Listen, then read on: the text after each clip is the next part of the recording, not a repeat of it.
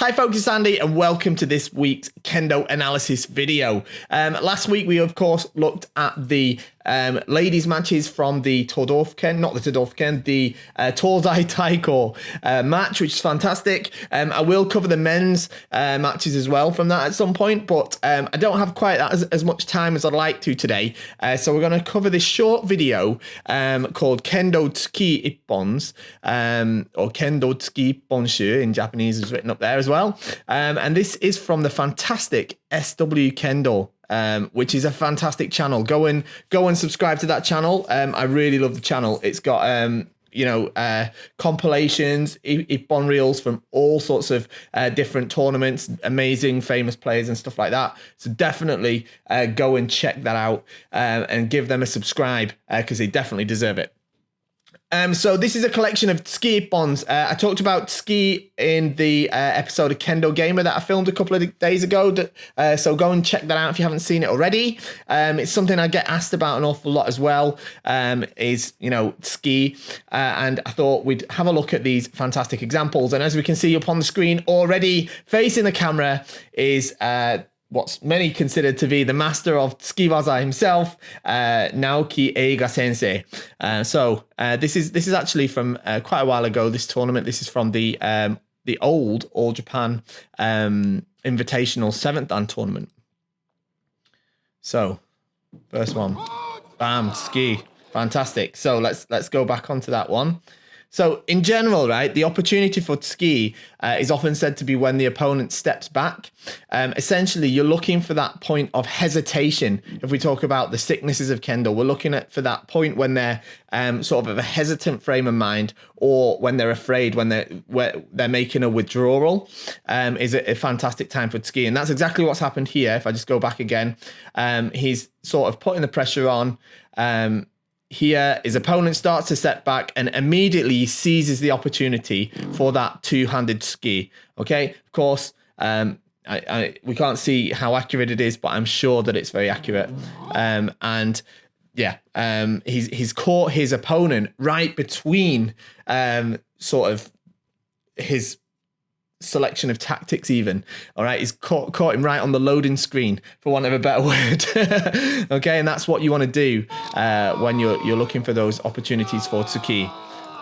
Fantastic example, as you might expect. So next, this looks like a World Championships.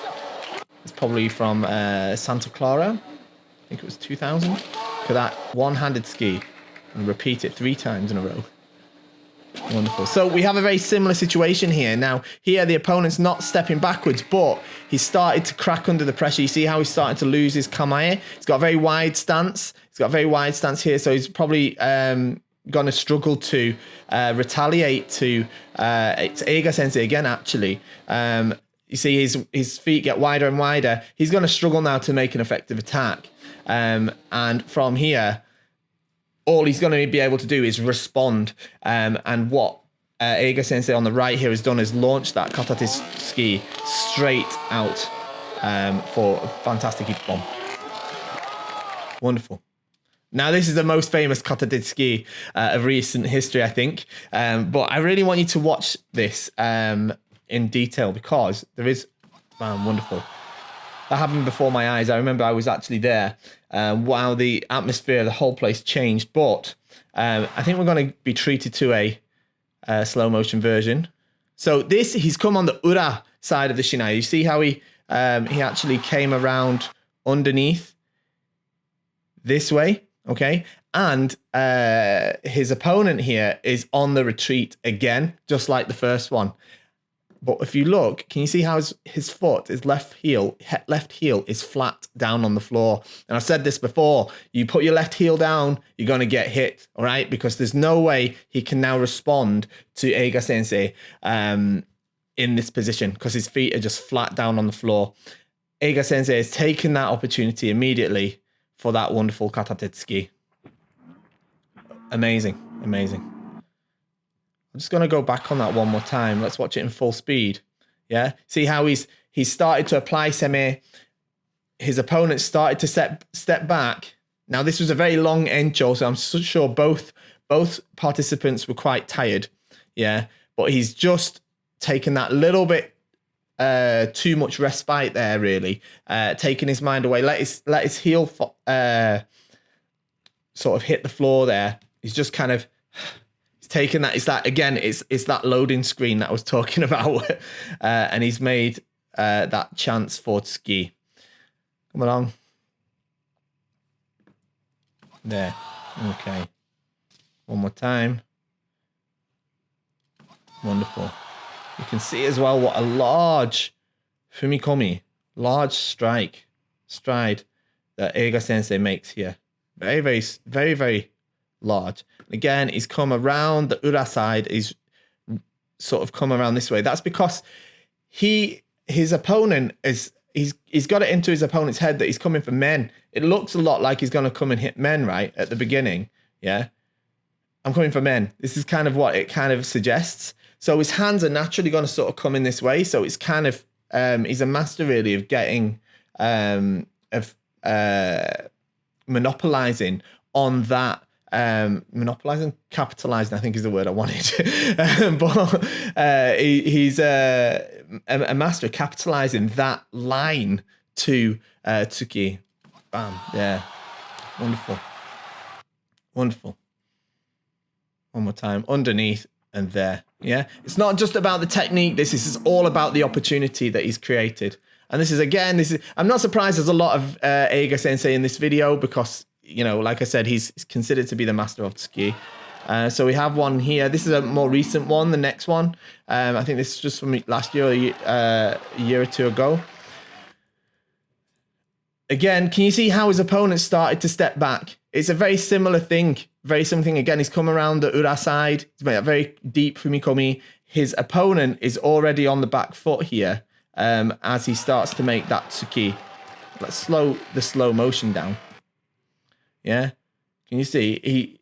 He starts to see the shinai coming towards him. He starts to step back, but that he's caught him right at that point where he can't really respond. Fantastic, fantastic.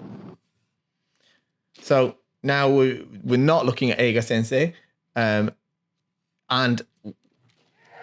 wow, look at that. Let's watch that again. The whole interaction. Very interesting method of seme, isn't it? But obviously very effective. I think that's very, very interesting, actually, the more I look at that. See how... well, there we go. See how he lifts the shinai all the way up vertical like this even, all right? There's no way that his opponent is thinking that Tsuki is the next waza that's on its way. There's no way. Because everything that this sensei on the right here is doing is suggesting that he's going to attack kote on men. And he throws a kote there as well. And I think what he's looking to do is disturb his command. He's on the back foot again. You remember I said after they step back? Yeah, he's on the back foot. And is just waiting for him to put his hands up just like that. And as soon as he does, there's the opening for him. And there's that Tsuki.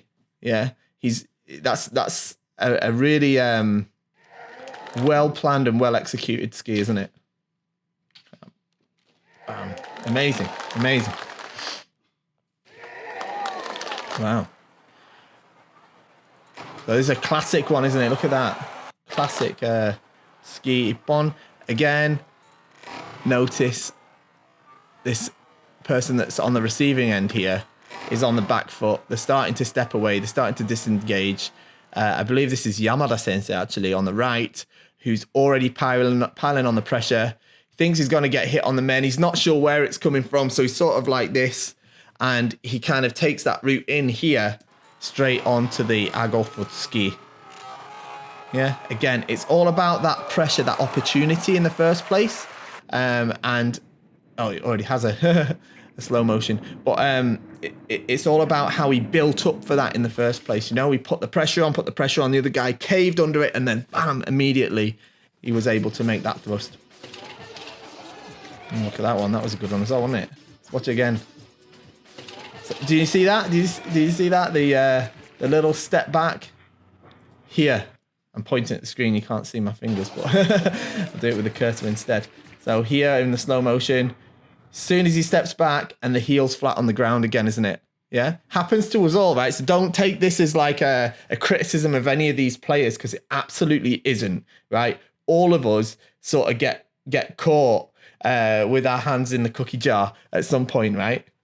You know what I'm saying? Yeah, we all get stuck, right? So it's not a reflection, you know? And there it is. Bam. Amazing. Good. Yeah. Okay, so that's it again. That pressure. That was amazing, wasn't it? Look at that. Now, what I'd like to sort of look at on this one is, again, you see how he really made him think that he was coming for men? Yeah. This is Matsuaki sensei on the left here. I think this is the Nanadan tournament. See how the movement of his sword is like, I'm coming for your men. And he's like, right, I'm not really up for that. And he starts to step away. But he's already on him. Yeah. Obviously, probably previously in the Shiai has been watching the way that Furukawa here on the right,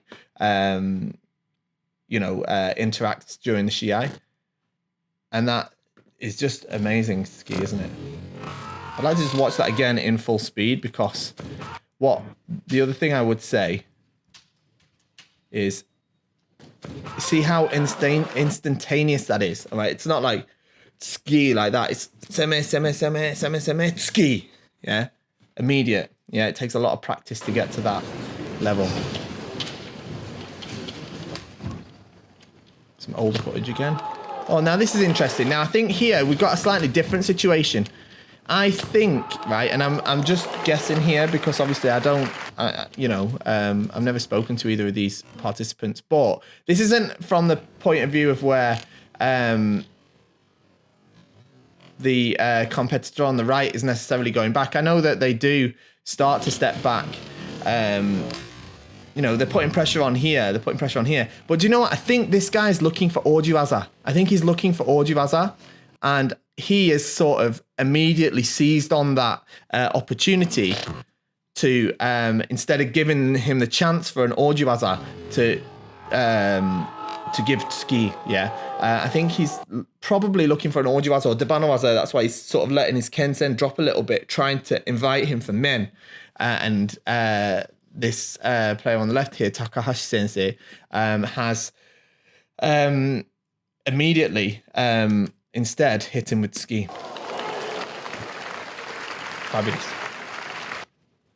Okay, so now we're looking at ski against Jordan. And this, I think, is from one of the Hachidan Taikais, because this is Furukawa Sensei on the right here from Hokkaido.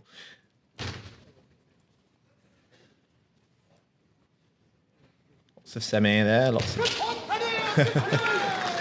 I love that. Okay, so what's great about this is, let's watch it right from the beginning of their interaction here. Right, so he even shows it here, doesn't he? I'm going to ski you like this, right? Just to test the water to see what he does, all right? I think he's playing mind games here, because I think what he really wants to do, I think it's a bit of a double bluff. I think he's intentionally showing that he's going to, I'm guessing, of course, could be wrong here, but I think he's showing that, this is a feint ski, because really I want you to drop your hand so I can hit kote, I think is what he wants his opponent to think. So that he can then manipulate him a little bit more, because he's not reacting massively. But I think this sensei on the left here is probably under the impression now that Furukawa Sensei is looking to come for his kote, because he's just shown that feint ski. So he's hoping, it's in a very advanced game of chess here, but we're talking about Hachidans after all. And instead, he is actually come with that ski there. And can you see how, the reason I say this is because if you look how the sensei on the left here doing Jordan, he starts to pull his hands away at the moment Furukawa Sensei starts to move.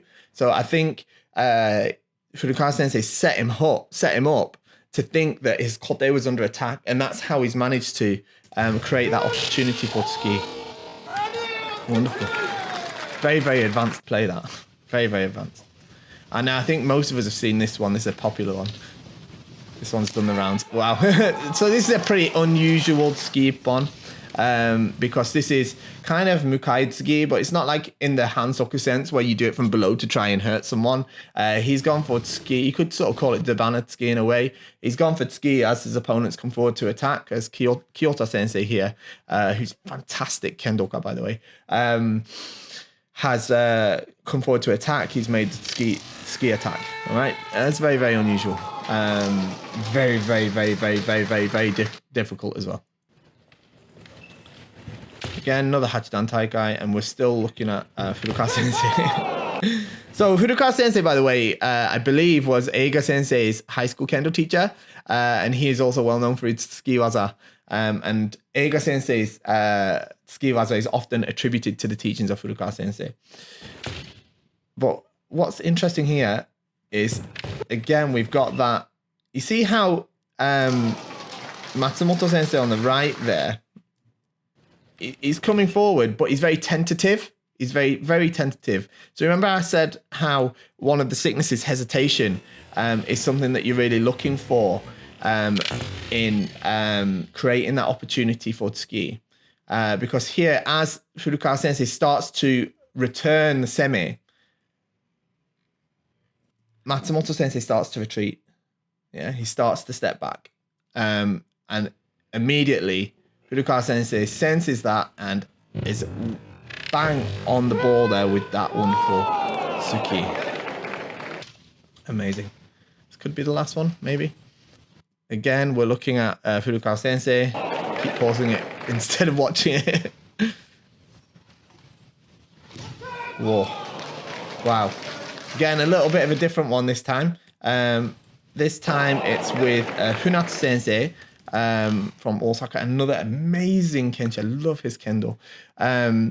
He's got a very aggressive kamae. Yeah, it's like an I don't know what, like an eagle or something looming over. And I think Funatsu Sensei here is probably looking for some kind of oji waza. But it's like Furukawa Sensei has managed to really catch him again right between decisions, and just pop that ski right on there. Just brilliant. Textbook. Brilliant. That's it. They were wonderful, weren't they? Make sure you go and subscribe to SW Kendo. I know I said that already, but it's a really, really great channel. I absolutely love it. I'll post the original video in the description as well, so you can go and watch that interrupted. I recommend you do so. And yeah, that's it for today.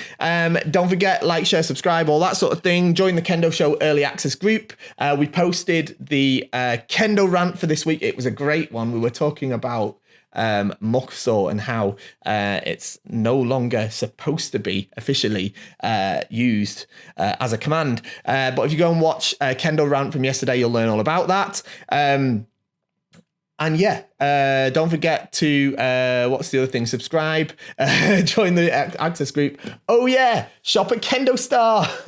If you like what I do, if you like Kendo Gamer, you like the Kendo Rant, or if you like this video, if you like all three, then yeah, make sure you shop at KendoStar, because that's what supports me doing it. In fact, that's what pays for me to do it. Fantastic Kendo Borg shop. It's my shop, by the way, I own it. But it's, yeah, the best Borg in the universe. Ask me, but our reviews seem to back it up. So yeah, go and shop at KendoStar.com. Thanks a lot for watching today, and I'll see you all next time.